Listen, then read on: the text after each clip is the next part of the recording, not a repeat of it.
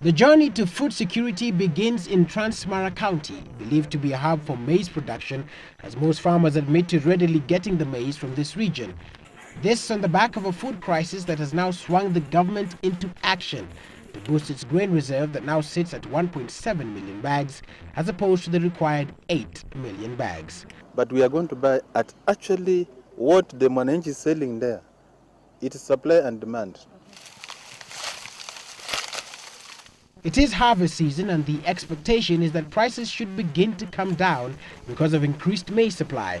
However, there exists a marked deviation from the norm. Meet Ann Adhiambo, one of the many stall owners in Kibera. Kwa sahi kuna difference kubwa sana. Hata wanunuaji wanalia. Nisi ndio wanatulaumu. Next door to her is Jen Nyambaro. She owns a posho mill, and for her, the cost of living is still high. Bei ni hiyo tu. Naona hata nyumbani ukifika huko bei ni kama Nairobi tu, hakuna mahindi. Here in Kibera, Nairobi, when residents walk to the stores to buy 2 kgs of maize, popularly referred to as a gorogoro, it is retailing at 100 shillings. Now, a few months ago, it was retailing at 30 shillings, perhaps an indicator of the high cost of living, a situation that is replicated in other areas of the country as well.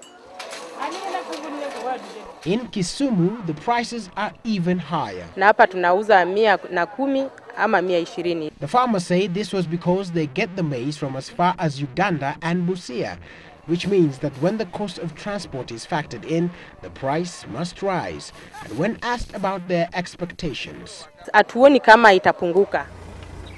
Indeed, in Transmara, harvesting has begun, but even here at the Sage source, the price is even higher than what is prevailing in other regions. Alafu debe moja ni 960. The administration is raising an alarm, citing that at the rate in which the maize is being sold, it would seem that farmers are in a rush to sell their maize just harvested ahead of next week, when the government is expected to start buying, which could point to the presence of brokers in the market who may be hoping to make a quick kill then. Kuna wengine wanauza kwa brokers ambao wanakuja, wanabroka katika mashamba kule, wengine wanauza ikiwa mahindi mbichi.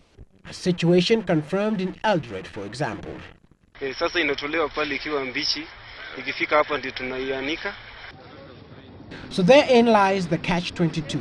A government willing to alleviate the people's struggles, now faced with the grappling task of buying the maize at exorbitant prices owing to the rise in the cost of living. 100 to 150 shillings per 2 kgs, and bags sold at 4,400 shillings, even amidst fears from farmers that if the rate at which the maize is being sold continues, the current supply deficit will only widen.